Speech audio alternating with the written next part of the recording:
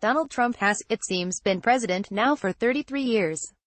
Election night 2016, shudder, feels like a century ago. So much is different now. Our politics have become even more diseased than usual.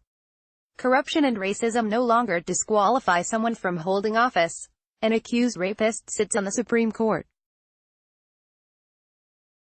Fox News comes closer each day to just reciting the white nationalist 14 words on air. In Florida's case, an admitted Medicare fraudster and a very angry-seeming and probably racist white dude want to be senator and governor, respectively. Given the history of the Florida Republican Party, those two candidates aren't exactly surprising. But what is surprising is that Florida Democrats have, so far, avoided tripping over themselves like they always do. Time will tell if Andrew Gillum can actually win Florida, but it's fair to say he's the most popular Democratic gubernatorial candidate in recent state history.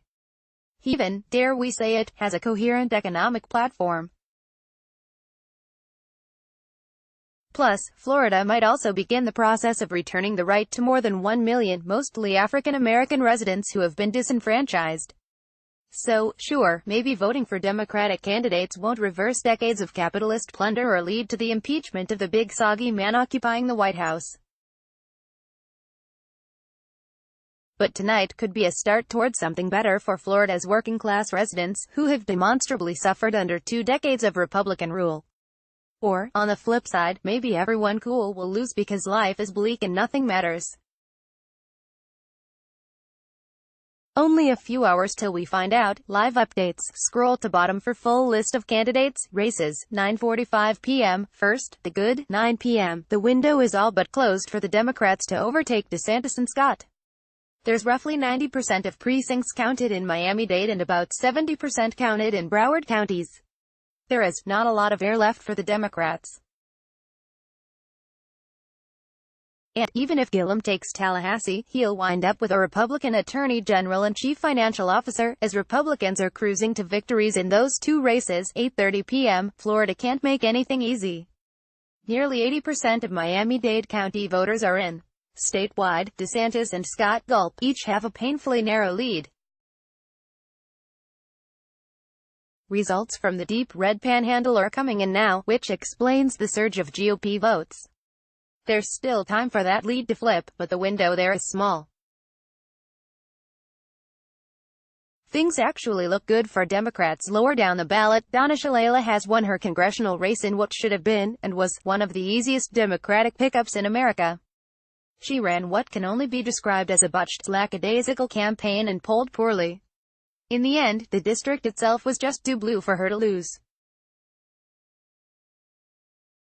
It also looks like every single constitutional amendment, both good and bad, will pass with flying color. The good, Amendment 4, which restores felons' voting rights, will almost certainly become law and give more than 1 million more people the right to vote. Floridians will likely make dog racing illegal. The bad, an insane right-wing proposal from Rick Scott that would require a supermajority of legislative votes to raise taxes or create new social programs is also on track to pass. 7:30 p.m. Early voting and vote-by-mail results in Miami-Dade County are in. Democrats cleaned up in early votes, which is somewhat typical for most elections. But what is remarkable is the margin so far. Andrew Gillum and Bill Nelson both took roughly 60% of Miami-Dade's early votes, as did many of the Democrats running lower on the ballot. Early votes tend to go blue, but it's pretty remarkable to see the early results swing that blue in Miami-Dade. And Broward is even bluer, could be a good sign for Democrats tonight. With more than 50% of the vote in, it is looking good for Democrats, but they are still voting on the panhandle. As for the down-ballot races, controversy magnate, Trump fan, grumpy guy, and shady money taker Anthony DeFilippo is cruising toward becoming mayor of North Miami Beach. Nearly every single constitutional amendment has major support within Dade County, at least. Even a tax increase to bump up teacher pay is winning. The only referendum on track to lose so far is a measure that would create a new city near Aventura, 7:15 p.m. Dare we say it, the first results are starting to pour in. For now, the only counties that have reported have mostly been right-leaning ones. No need to really prognosticate too much here for another 30 to 45 minutes or so until we get a clearer picture of the voting results.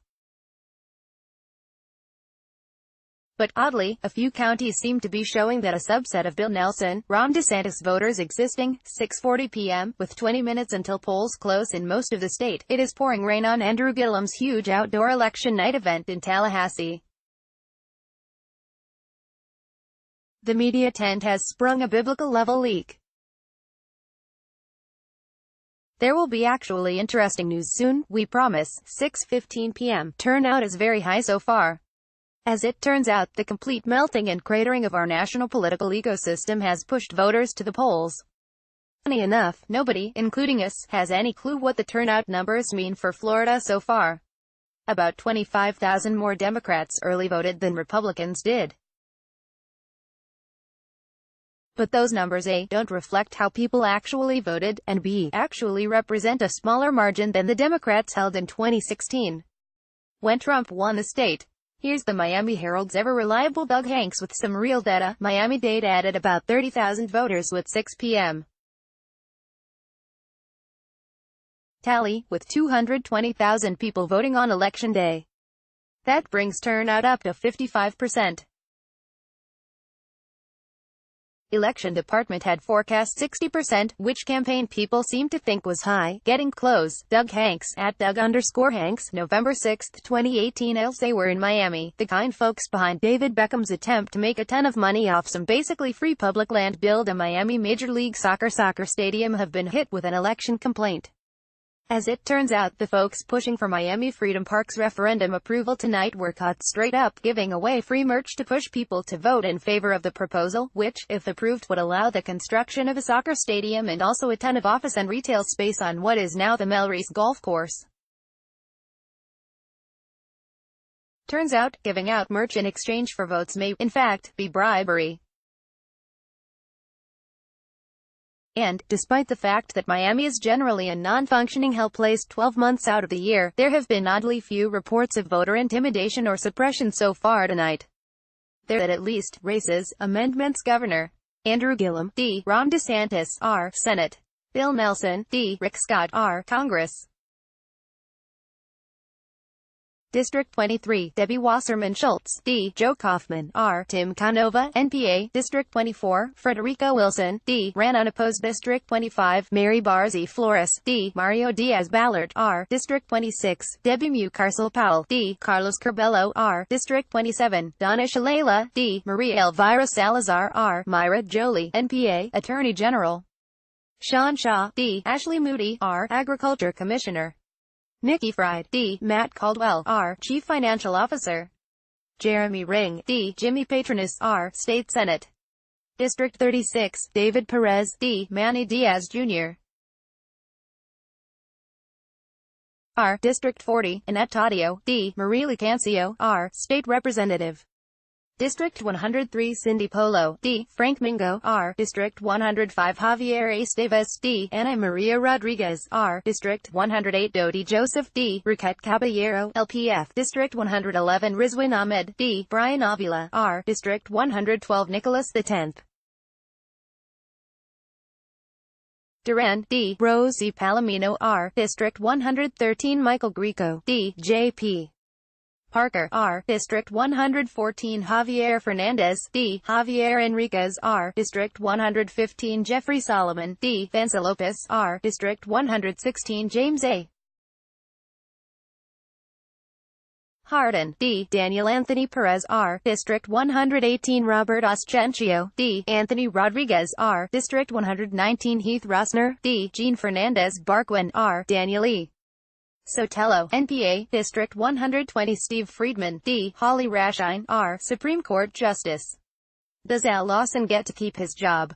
Constitutional amendments.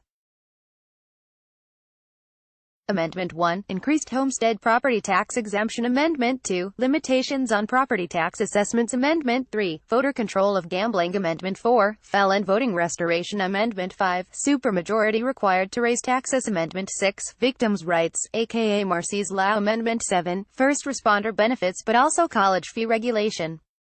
Amendment 9, Prohibiting Offshore Oil Drilling and Indoor Vaping. Amendment 10, State and Local Government Structure. Amendment 11, Property Rights. Amendment 12, Lobbying and Abusive Public Officials. Amendment 13, Ending Dog Racing. County Referenda. Referendum 1, Making Clerk of Court a nonpartisan race. Referendum 2, Limiting resignation requirements for some officials. Referendum 3, Reviewing county petitions for legal sufficiency. Referendum 4, Not counting votes for dead or withdrawn candidates. Referendum 5, Prohibiting paying signature gatherers per signature. Referendum 6, New municipality in Northeast Miami-Dade School Board, raising taxes to pay teachers more. City of Miami referenda. Freedom Park, Strong Mayor, Riverwalk.